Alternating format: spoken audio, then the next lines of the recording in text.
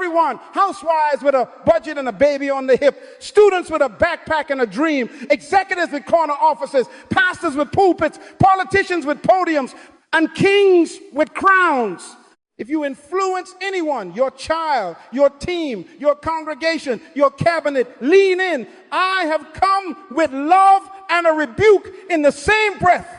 Make a note of this. The majority of what we call leadership is theater, and many of the costumes are stitched from titles. True leadership is not about control, it is about service. True leadership is not about power, it is about empowerment. Now write this down. The more titles you need, the less you're a leader. Read that again. Reduce yourself to your first name. If that scares you, you just found your problem. If you feel smaller when the introductions are shorter, your soul has been renting confidence from labels it does not own. Jesus said, the greatest among you will be your servant, and whoever exalts himself will be humble. Matthew 23:11-12. That is not poetry, that is policy. And God says, I have called you by name. You are mine. Isaiah 43:1. Your first name is enough when you know whose you are and why you are here. Titles announce you to strangers. Identity introduces you to destiny. Let me give you a picture. I met a man in a lobby, shiny shoes, louder cufflinks. He handed me 5 cards. 5. Each card had a different arrangement of honorifics. Chief, apostle, doctor, commander. The ushers parted like the Red Sea when he walked. But when we sat, I asked one question. What problem do you wake up to solve? He stared at the ceiling like there was an answer written in the chandelier. Beloved, that silence was the loudest thing in the room. Make a note of this. Titles can decorate emptiness. They are embroidery on an unworn soul. What did I say? Write this down. Titles announce position. Influence reveals leadership. Man looks at the outward appearance, but the Lord looks at the heart. 1 Samuel 16:7. That is God telling you he is unimpressed with your business card. Some of you are allergic to anonymity. You need your name read long or you feel short. Hear me as a father. That is insecurity, not authority.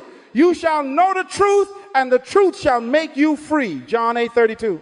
Today's freedom begins with this confession. I am not my title. Say your first name quietly. Now say it like it belongs to a purpose. This journey we are starting will be surgical and saving.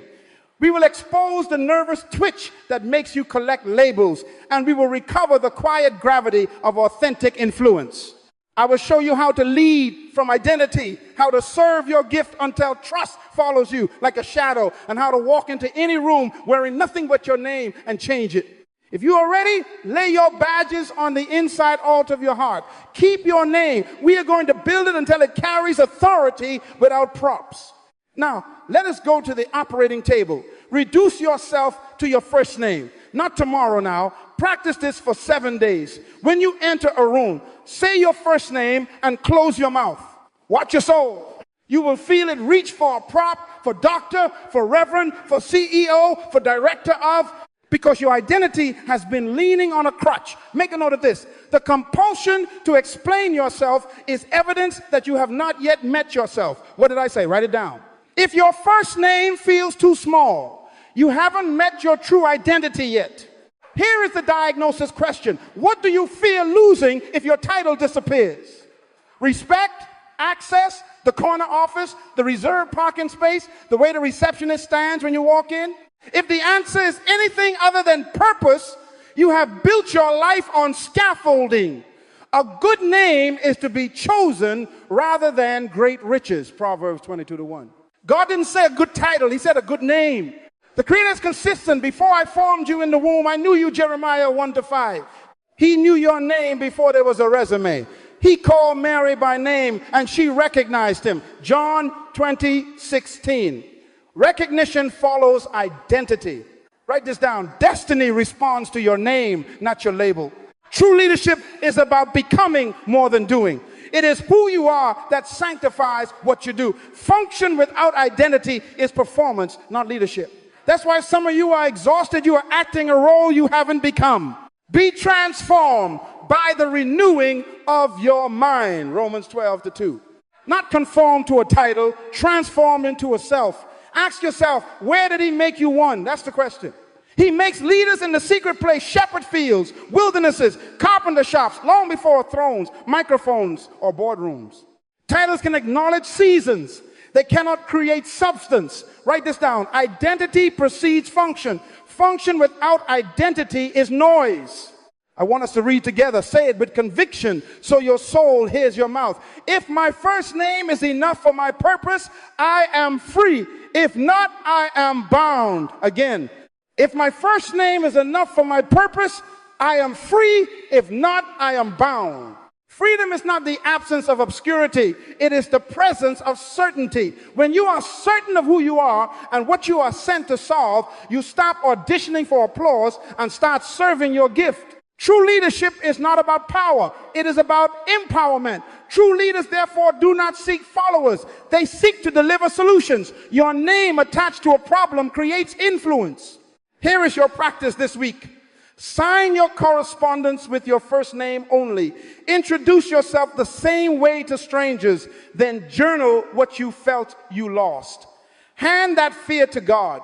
He says, I have called you by name. You are mine. If you are 43-1. If you are his, you are enough. Reduce yourself to your first name and expand your life to your purpose. Let me tell you what titles do to the soul. They can work like anesthesia, numbing the ache of not knowing who you are, while the disease of insecurity spreads beneath the skin. You feel fine, but you are not healed. Make a note of this. Painkillers are not physicians. What did I say? Titles can quiet the symptoms while starving the muscles of character that should carry your assignment.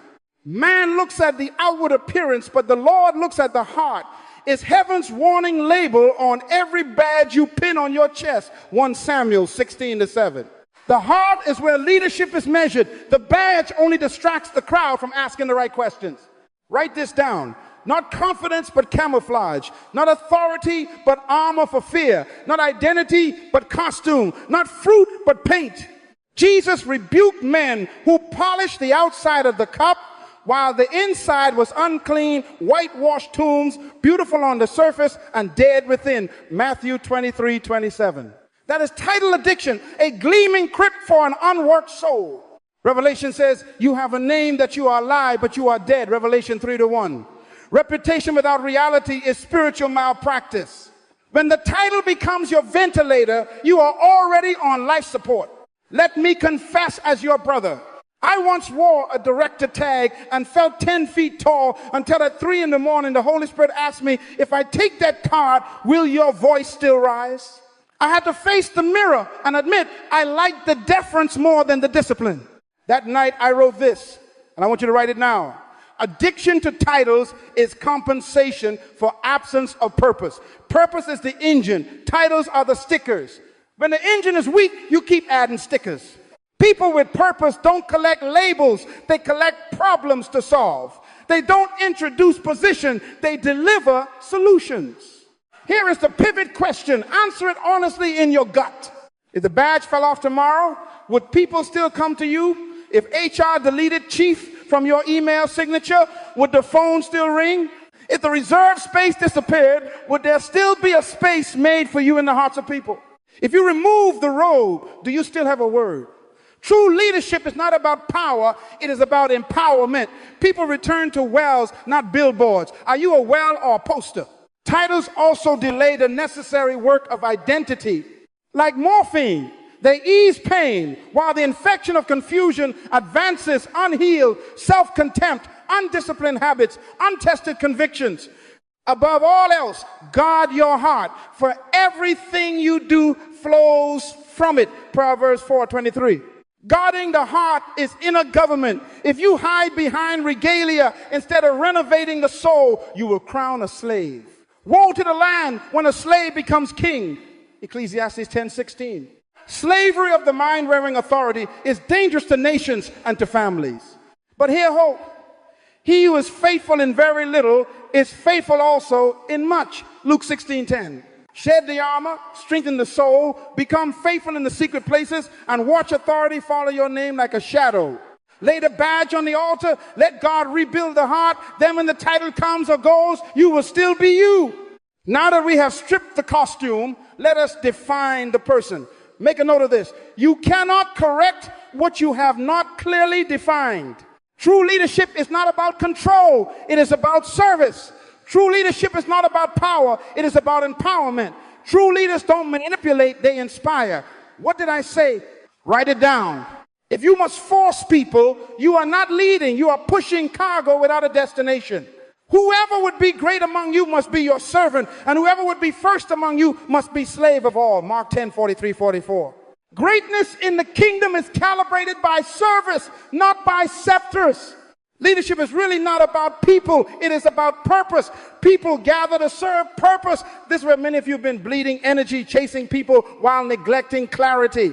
You schedule more meetings, increase memos, and adjust org charts, but the room is empty of meaning. Where there is no vision, the people cast off restraint. Proverbs 29-18.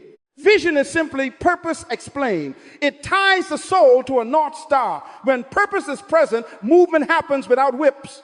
Write this down. When purpose is clear, followers are unnecessary. Influence attracts them. Consider Nehemiah. He had no throne, no robe, no army, only a burden. I had not told anyone what my God had put in my heart to do for Jerusalem. Nehemiah 2:12. He walked the ruins at night, saw the problem with his own eyes, then stood and said, "Come, let us rebuild." The people answered, "Let us arise and build." He didn't command with rank, he compelled with purpose. David gathered the distressed in a cave, not because he sat on a throne, but because he carried a future. Purpose is a magnet. Position is a megaphone. Magnets attract. Megaphones must shout. Here is a father's rebuke with hope inside it. If you need titles to get attention, you have not clarified the problem you were born to solve. Jesus, the model of leadership, said the Son of Man did not come to be served, but to serve and to give his life. Mark 10:45. He was so clear about his why that fishermen left nets, tax collectors left tables and storms, obeyed his word, not because he advertised a chair, but because he embodied a charge. My food, he said, is to do the will of him who sent me and to finish his work. John 4:34. Purpose was his diet, service was his method, empowerment was his fruit. Test yourself right now. Remove the ability to threaten and see if people still move. Replace commands with clarity. Watch whether initiative rises. If manipulation is your lever, you are managing fear. If inspiration is your voice, you are releasing destiny. True leadership is about becoming more than doing, being so committed to a problem that your service unlocks other people's gifts to join you. Reduce yourself to your name. Enlarge yourself to your purpose. Then serve until your influence speaks louder than your label. Where did he make you one? That's the question. Not where did they vote you in, not where did they robe you, not where did they give you keys and a parking space. Where did he make you one? Who appointed you? Was it the boardroom, the congregation, or the gift within you that refused to be silent? Make a note of this. The most dangerous confusion in leadership is to mistake external recognition for internal appointment. You shall know the truth, and the truth shall make you free. Free from title dependence, free from applause, addiction, free from waiting on permission to do what heaven already wrote on your soul, John 8:32. What truth? That purpose is your ordination. Write this down. Your gift is your commission. Your purpose is your license, not a laminated card and in a decree. Before I formed you in the womb, I knew you. Before you were born, I set you apart. Jeremiah 1:5. That is God announcing appointment before announcement. David was anointed in a field, not in a palace. Moses was commissioned by a bush in the backside of a desert, not by a senate. Esther found her moment in the quiet council of Mordecai before she ever touched the scepter, and Jesus heard, "This is my beloved son," at the river before he chose a disciple or preached a sermon. Matthew 3:17. Identity preceded function. Function did not manufacture identity. Where did he make you one? Go back there in your memory. That is where your authority lives. Let me confess as your brother, I found mine at 3 o'clock in the morning, arguing with God about my ambitions. He did not give me a title. He gave me a burden. He asked me a question I am asking you right now. What problem were you born to solve? What is the gift? You cannot ignore the thing that feels like fire shut up in your bones when you try to be quiet. Jeremiah 20:9. If you stripped salary, stage, and status, what would you still wake up to do with joy and holy stubbornness? Answer that, and you have located your appointment letter. A man's gift makes room for him and brings him before great men. Proverbs 18:16. The room is not created by your resume. It is carved by your gift. Test yourself. If the board reverses its vote, does your assignment evaporate? If the bishop removes his hand, does heaven withdraw its word? The gifts and calling of God are irrevocable. Romans 11:29. Humans can delay platforms. They cannot cancel purpose. Write this down. Recognition is seasonal. Calling is eternal. Your name tied to your purpose will outlast cycles and silences.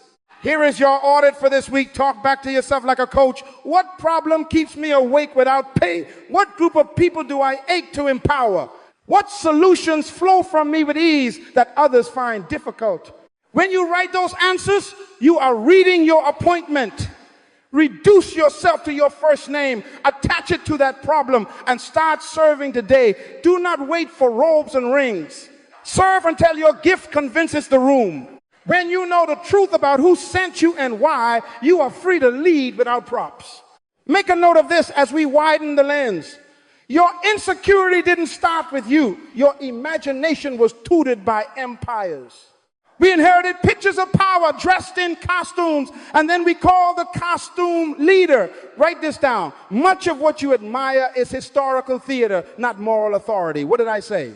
Theater, not authority. The Greeks were masters of the stage. They believed leadership was the product of nature and the gods' favors, birth traits, providence, charisma. If you were tall, eloquent, symmetrical, schooled in rhetoric, graced with a silver tongue and a sculpted profile, they said you were ordained to rule. Spectacle became substance. The orator's cadence replaced the servant's character. And we are still hypnotized. We confuse fluency with fidelity, performance with purpose, charisma with calling. But the scripture says God chose the foolish things of the world to shame the wise. God chose the weak things to shame the strong. 1 Corinthians 1:27. Heaven keeps insulting Greek auditions. Now, the Romans turned the Greek play into a parade. They institutionalized rank and sanctified regalia. Think of it, robes with purple borders, rings that signal decisions, laurel crowns, lictors marching with fastest before a magistrate, triumphs down marble roads while prisoners trail behind. Authority for Rome was a wardrobe. If you wore the toga, you had the right to speak. If you had the sash, you had the right to command. They built rituals to legitimize dominance, and the citizen learned to salute garments instead of scrutinizing conscience. Make a note of this. When authority becomes a costume, questions die and oppression lives. Contrast that with our King. Jesus rose from supper. He laid aside his garments, took a towel, and began to wash the disciples' feet. John 13:4. Read that again. He took off the regalia to put on responsibility. Not a scepter, a towel. True leadership is not about power, it is about empowerment.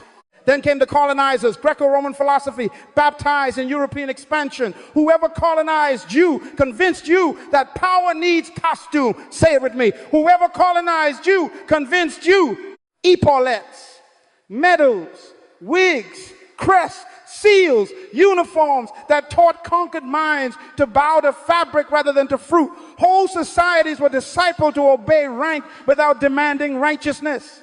And we imported that psychology into our homes, our councils, our assemblies. The result, we crown slaves. Woe to the land when a slave becomes king. Ecclesiastes 10:16.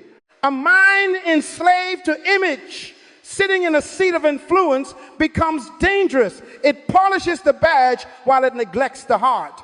They love the places of honor at feasts and the greetings in the marketplaces. Matthew 23:6-7. That is Jesus diagnosing the addiction we inherited. Write this down. We inherited a theater of power and forgot the work of service. What did I say? Theater without work, regalia without responsibility, ceremony without covenant. It is time to unlearn the parade.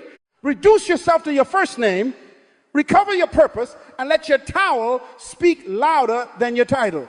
If your authority needs a robe to be recognized, it is not authority, it is costume design. Man looks at the outward appearance, but the Lord looks at the heart. 1 Samuel 16-7.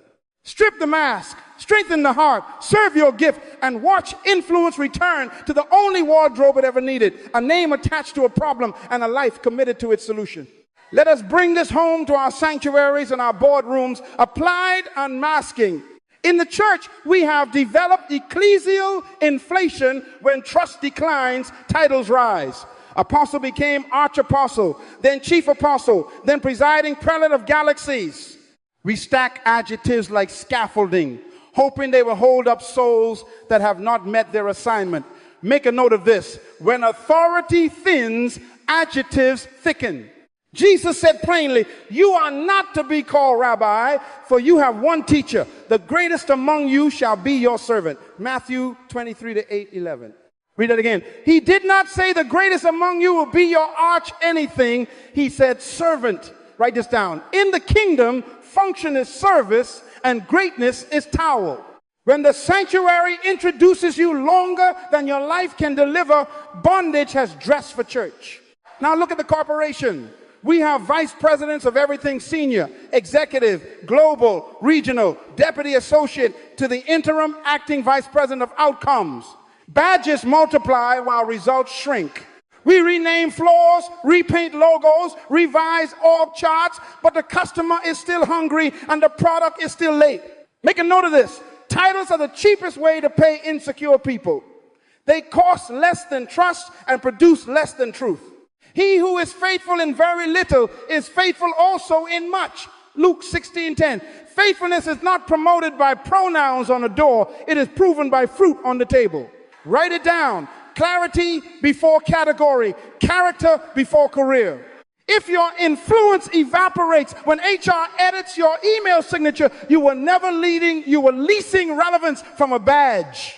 Here is the danger, and I speak it as a warning and a wound. Woe to the land when a slave becomes king. Ecclesiastes 10:16. A slave to fear, to vanity, to greed, to applause, unhealed souls, weaponized titles. They hide their chains under garments and use their crowns as cudgels. A well-dressed slave with a crown is still a slave. What did I say? Write it down. Healed identity before honored office. If you do not allow the truth to make you free, you will require the title to make you feel safe. So if the Son sets you free, you will be free indeed. John 8:36. Free leaders don't need to be called most reverend to serve. They will carry a basin. Free managers don't need a corner office to create value. They will solve problems from a hallway. Test your environment. Pastor, remove the reserved parking for a month and watch if service increases or entitlement screams. Executive, drop 2 adjectives from your title and see whether initiative survives. Board members, stop announcing position, start articulating purpose. If people only move when the scepter shows, you have curated compliance, not cultivated leadership. True leadership is not about control, it is about service, not about power, about empowerment. Read together. Healed identity before honored office. Again, healed identity before honored office. Without inner freedom, titles only decorate bondage, sacred robes, or secular badges. The chain is the same.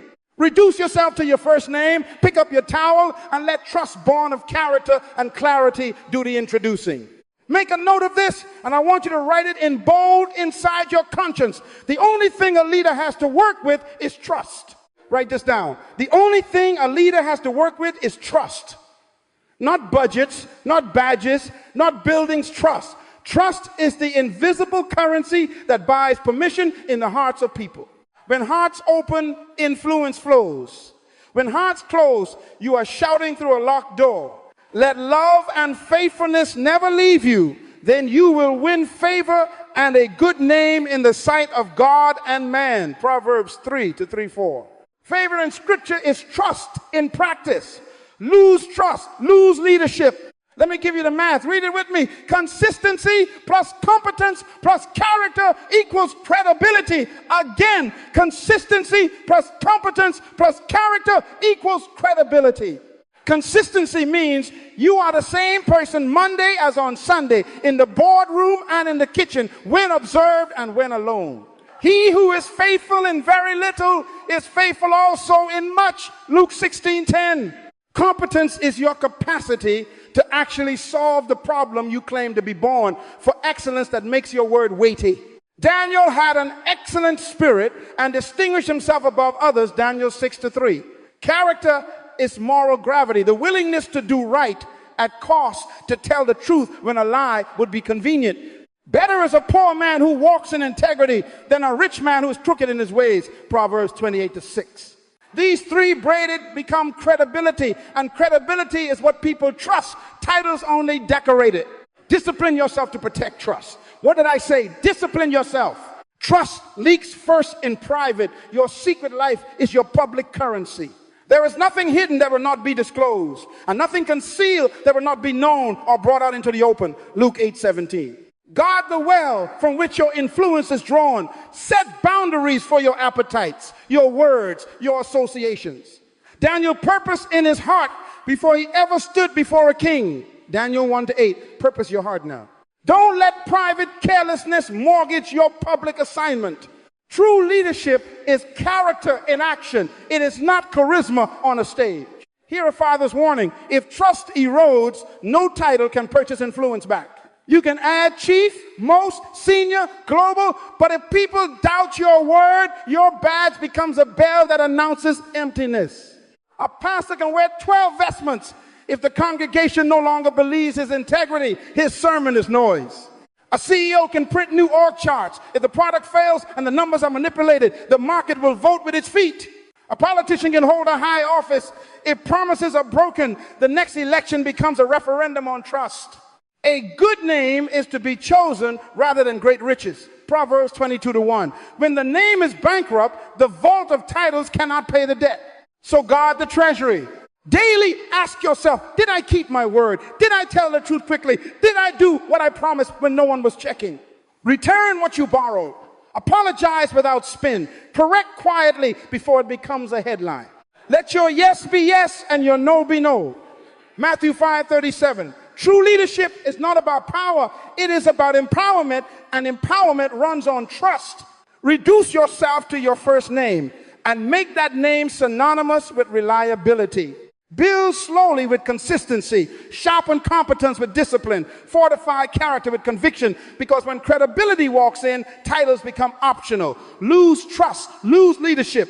Keep trust, and your name will carry authority without props. Now let us live from the next meeting to the next generation. Make a note of this. When trust is your currency, time is your market. Politicians trade in cycles. Statesmen trade in centuries. Write this down. Politicians chase votes. Leaders steward vision. What did I say? Politicians chase votes. Leaders steward vision. A politician asks, what will keep me in power for 4 more years? A statesman asks, what will keep our children free for 4 more decades? Righteousness exalts a nation, Proverbs 14:34. Short-term flattery does not.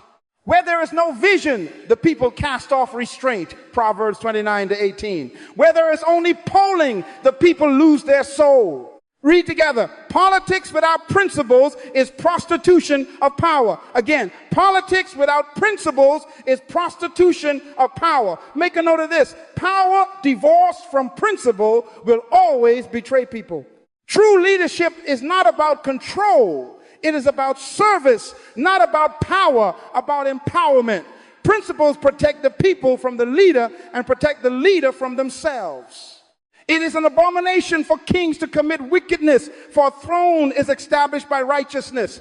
Proverbs 16:12. If righteousness establishes the throne, then applause cannot. Let me give you a citizen script. This is your homework. Make an appointment to see your mayor, your MP, your school board chair, your pastor, your union leader. Sit down, look them in the eye, and ask 4 questions. Number 1, what is your purpose? Not your party line, your purpose. Number 2, what is your passion? What wakes you up without pay? Number 3, What are your principles? List them and tell me the price at which you will not sell them. Number 4, what is your vision for children not yet born? How will a child with your last name and a child with my last name be safer, wiser, freer because you held this office? If they answer with slogans, you are in the presence of a campaign. If they answer with sacrifice, you are in the presence of leadership. David served the purpose of God in his own generation. Acts 13:36. He didn't serve a poll, he served the purpose. Test every leader with this. If we remove the cameras and the crowd, would your decisions change? If the poll said your principle was unpopular, would you keep it? If you had to plant a tree whose shade you will never sit under, would you still plant? That is statesmanship building for people you will never meet. Abraham was looking forward to the city with foundations whose architect and builder is God. Hebrews 11:10. Foundations, not fireworks. We don't need more politicians. We need leadership in politicians. Write this down. Office is an opportunity to prove vision, not a prize for ambition. Measure leaders by principles they refuse to betray and by visions that outlive their term. Reduce yourself to your first name and bind it to a cause your grandchildren will bless. Serve with integrity now so that those not yet born will call your name with thanks later. That is leadership. That is legacy. Now we must move from principles to proof. Make a note of this. If it cannot be tested, it cannot be trusted. We have talked about trust, purpose, and the towel. Now, let us put your name in the laboratory. Write this down. Influence should survive the loss of a title if service is real. What did I say? Strip the badge, serve the gift. For the next 7 days, I want you to conduct a whole experiment in the open, quietly, without fanfare, but with relentless excellence. Here is your challenge. For 7 days, you will introduce yourself by your first name only. Not doctor, not pastor, not chief, not VP, just your name. Reduce yourself to your first name and let the work introduce you. Change your email signature to your first name. When you walk in the rooms, greet with your name and your assignment, not your rank. I'm David. I build systems that make people's work easier. I'm Ruth. I design learning that unlocks children. Do not explain your title, explain your purpose. Let your light so shine before others that they may see your good works and glorify your Father in heaven. Matthew 5:16. Not see your labels, see your works. Second part of the challenge, for 7 days, deliver excellence anonymously. Solve a problem without attaching your name to the announcement. Write the proposal and let someone else present it. Improve a process and do not call a meeting to report yourself. Jesus said, when you give, do not let your left hand know what your right hand is doing, and your Father who sees in secret will reward you. Matthew 6:3-4. The reward here is the truth about your influence. If the solution moves people without your signature, your gift has authority. Whatever you do, work at it with all your heart as working for the Lord, Colossians 3:23. Work for heaven's audit this week. Third part, ask for truth-telling feedback. Sit your team, your spouse, your board, your small group, your staff down and say these exact words. If I lost my title, would you still follow my work? Why? Do not defend yourself. Take notes. Ask a second question. What problem do you trust me to solve even if no one pays me? This will expose where your actual authority lives. Faithful are the wounds of a friend, Proverbs 27:6. Invite the wound so you can heal the dependence. Fourth part, strip the shortcuts. Host one meeting this week where you do not sit at the head. You do not call the shots first. You do not use rank to accelerate decisions. Lead by questions, by clarity of purpose, by excellence of thinking. Watch whether initiative rises. If your presence without a badge still pulls out brilliance, you have real weight. If not, you have work. Good news, now you know where to strengthen. At the end of 7 days, evaluate with this prayer and this metric. Pray, search me, O God, and know my heart. See if there is any offensive way in me, and lead me in the way everlasting. Psalm 139:23-24. Then measure. Did service move people without title? Did excellence travel without an escort? Did my name carry trust into rooms my badge never entered? Write this down. Keep what worked and make it a lifestyle. True leadership is not about control. It is about service. What did I say? Strip the badge, serve the gift. When your gift makes room, Proverbs 18:16, your title becomes a footnote. Now that you have stripped the badge for 7 days, let us build the engine that will carry you the next 70 years. Make a note of this. Character is the engine of sustainable influence. Cultivate the spirit before seeking the seat. Above all else, guard your heart, for everything you do flows from it, Proverbs 4:23. Here are 10 internal qualities. Read them with your conscience open. First, a healthy self-concept and self-worth. As a man thinks in his heart, so is he, Proverbs 23:7. Reduce yourself to your first name without shrinking. If your name feels small, you haven't met your source. You are made in the image of God. Begin there. Second, self-confidence anchored in purpose, not applause. Blessed is the one who trusts in the Lord, whose confidence is in him, Jeremiah 17:7. When critics shout or fans cheer, your compass remains steady because the assignment, not the audience, defines your steps. Write this down. Applause is weather. Purpose is climate. Third, passion. Zeal for your purpose should eat you up, John. Passion is energy under conviction. It breaks inertia. Fourth, excellence. Daniel distinguished himself because an excellent spirit was in him, Daniel 6:3. Do it well or don't do it. Excellence is respect for the people you serve and worship to the God who watches. True leadership is not about speed, it is about standards. Fifth, compassion. Jesus was moved with compassion when he saw the multitudes, Matthew 9:36. Compassion feels the weight of another and converts pain into service. Sixth, creativity. Your father began his book with, in the beginning, God created, Genesis 1:1.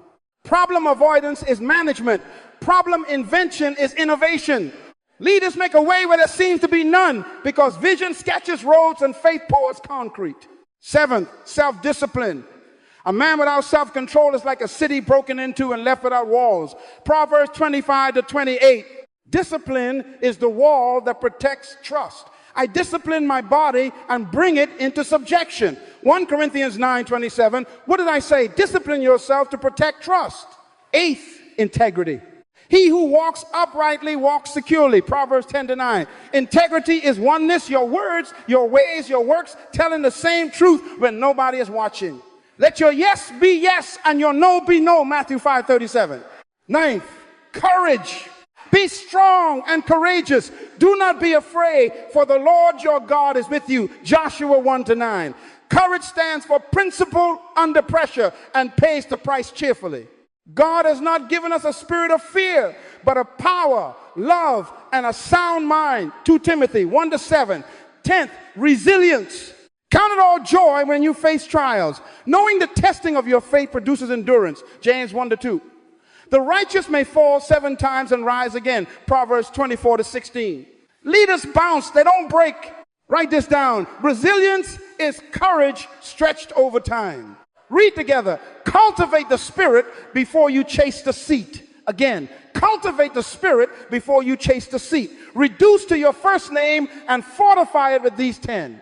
When your name equals self-worth anchored in purpose, passion fused with excellence, compassion sparking creativity, discipline welded to integrity, and courage married to resilience, trust will find you, influence will follow you, and seats will invite you. True leadership is character in action. Build the engine now, and the journey will take care of itself. Language builds worlds. Your world is living on the words you keep repeating about yourself. Death and life are in the power of the tongue. Proverbs 18:21. If you keep calling yourself by your titles, you will need them to breathe. If you call yourself by your name and assignment, your spirit will learn to lead without props. Write this down. Confession trains the soul to stop renting worth from labels. What did I say? Confession trains the soul to stop renting worth from labels. Read it again. Until your mouth submits, your mind will keep wandering back to applause. Here is your ritual, and I want you to practice it like you brush your teeth. Every morning, stand in front of the mirror. Speak your name, only your name. No prefixes, no suffixes, no borrowed robes. Then declare your purpose. I am David. I design systems that set people free to do their best work. I am Ruth. I cultivate learning that unlocks children. Then say it aloud, and I want you to hear yourself say it with conviction. I am necessary. I was born with a gift to serve. Again, I am necessary. I was born with a gift to serve. Let the weak say, I am strong. Job 3:10. Why? Because language precedes strength. Confession summons courage. God taught us this. He met Abram and called him Abraham, father of many, before the baby cried, Genesis 17:5. He looked at a trembling farmer and said, the Lord is with you, mighty man of valor, Judges 6:12. He wrestled Jacob and renamed him Israel, prince with God, Genesis 32-28. Heaven does identity by declaration. Write this down. Speak what God knows, not what fear reports. God calls those things that are not as though they were, Romans 4:17. If heaven renames to remake, why are you relabeling to feel safe? Now replace title chasing with gift serving.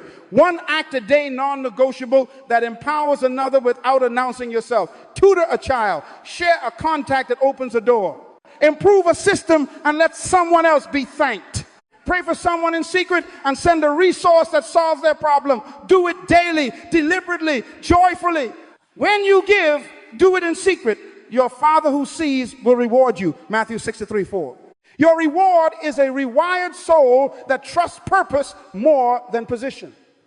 True leadership is not about power, it is about empowerment. And empowerment is a habit before it is a headline.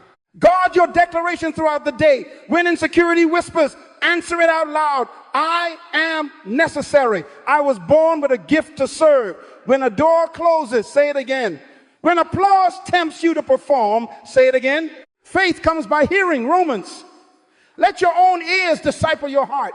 Set a guard over your mouth, Psalm 141:3, and use it to build the house called you. Out of the abundance of the heart, the mouth speaks, Matthew 12:34. But hear me, the mouth also tutors the heart. Write this down. Repetition is the mother of conviction. Read together. I am necessary. I was born with a gift to serve. Reduce to your first name. Declare your assignment and practice one daily act of empowerment. Do this until your tongue, your thoughts, and your timetable agree. Consistent declarations align your soul with purpose and break dependence on titles. When your language changes, your leadership follows. Make a note of this. Self-government preserves the trust that position alone can never secure. Write this down. If you cannot govern yourself, you are not qualified to govern anything else. Above all else, guard your heart, for everything you do flows from it. Proverbs 4:23. This is not private luxury. It is public stewardship. Your name is a public utility now. Protect the reservoir.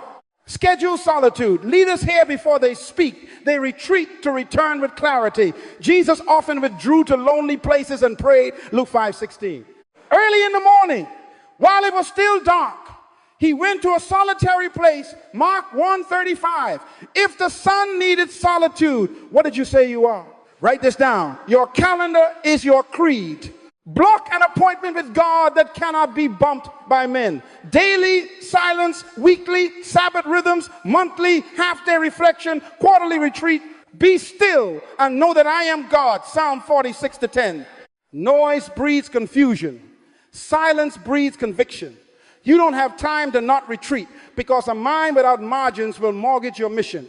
Guard the triad: money, sex, and power. These three seduce kings, collapse ministries, and bankrupt legacies. The love of money is a root of all kinds of evil. 1 Timothy 6:10. Establish financial transparency, 2 signatures on spending, independent audits, open books to your accountability circle.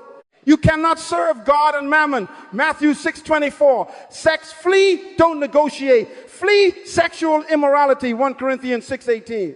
Build bright line boundaries, visible door meetings, travel protocols, digital safeguards, and pre-decided escapes like Joseph, who left his cloak and ran. Genesis 39-12. Power, limit yourself, recuse from conflicts, share decisions, publish principles, accept term limits in spirit, even if none exist in law. Write this down. Say no to your appetites to say yes to your assignment. Form an accountability circle, elders, mentors, and peers who can tell you no and you will obey. He who walks with the wise grows wise. Proverbs 13:20. Two are better than one. If either falls, one will lift up his companion. Ecclesiastes 49:10. Give them your calendar, your finances, your travel, your blind spots. Ask them monthly, what do you see that I don't? Where am I drifting? What must I stop now? Sign a covenant that their rebuke is binding on your behavior, not optional advice for your feelings. Write this down. Borrowed eyes protect fragile hearts. Crisis protocol, because you are human. When you fail, do 4 things. Repent fast, no spin, no delay. If we confess our sins, he is faithful and just to forgive. 1 John 1-9. Repair fully, Zacchaeus said. I restore fourfold. Luke 19:8. Restore what you broke. Pay what you owe. Apologize to whom you hurt. Restore trust slowly. No shortcuts. A brother offended is more unyielding than a strong city. Proverbs 18:19. Submit to your circle's timetable, not your ego's calendar. Return to solitude. Let Psalm 51 be your language. Create in me a clean heart, O God. Read together. Discipline yourself to protect trust. Again, discipline yourself to protect trust. Schedule solitude, fence the triad, submit to your circle, and honor the protocol. When your private government is strong, your public influence is safe. Reduce yourself to your first name and let boundaries, habits, and accountability make that name trustworthy for generations. We have come to the covenant. Make a note of this. Titles expose insecurity. Purpose secures identity. Trust sustains influence. Read that again. When the props fall away, what stands is your purpose, and what keeps it standing is trust. A good name is to be chosen rather than great riches. Proverbs 22:1. Reduce yourself to your first name and let your works put weight under it. True leadership is not about control. It is about service. Not about power, about empowerment. Write this down, and I want you to engrave it in your planner, your phone, and your heart. Go lead by name, not by nameplate. What did I say? Go lead by name, not by nameplate. If your first name feels too small, meet your purpose again. Let your light so shine before others that they may see your good works and glorify your Father in heaven. Matthew 5:16. Not see your label, see your light. Now make 3 commitments with me. Say them aloud, this covenant. Number 1, I will serve my gift daily, not occasionally, not when applauded, daily. Whatever your hand finds to do, do it with your might. Ecclesiastes 9:10. Serve one problem with excellence every day and let the fruit speak. Number 2, I will measure my leadership by people empowered, not positions acquired. Who is stronger, wiser, freer because I showed up. By this, my Father is glorified, that you bear much fruit. John 15:8. Fruit is people flourishing. Number 3, I will protect trust ruthlessly. Guard my heart. Govern my appetites. Tell the truth quickly. Keep my word even when it hurts. Above all else, guard your heart. Proverbs 4:23. He who is faithful in very little is faithful also in much. Luke 16:10. Write this down. Discipline yourself to protect trust. Do not go alone. Bring your team, your family, your pastor. Build communities that honor purpose over props. Change the introductions in your meetings to first name and assignment. Remove one entitlement from your environment and replace it with a service ritual. Start a weekly circle where you ask, what purpose are we serving? Who did we empower? How did we protect trust? Teach your children to sign their homework with their name and their purpose sentence. Households, churches, companies become healthy when identity, not image, drives behavior. Now lift your hands in your heart and receive a father's charge. May the Lord steady your steps in the path of your assignment. May your heart be anchored in truth, your hands skilled in excellence, your mouth faithful with integrity. May your gift make room for you without you making noise for it. Proverbs 18:16. May your name become trusted currency because your service became undeniable. May those who meet you meet help, hope, and heaven's order. Go bind yourself to purpose, serve with integrity, and let your name, not your title, carry authority. Read together. I bind myself to purpose. I serve with integrity. My name will carry authority. Now go lead by name, not by nameplate, and may generations yet unborn thank God you did.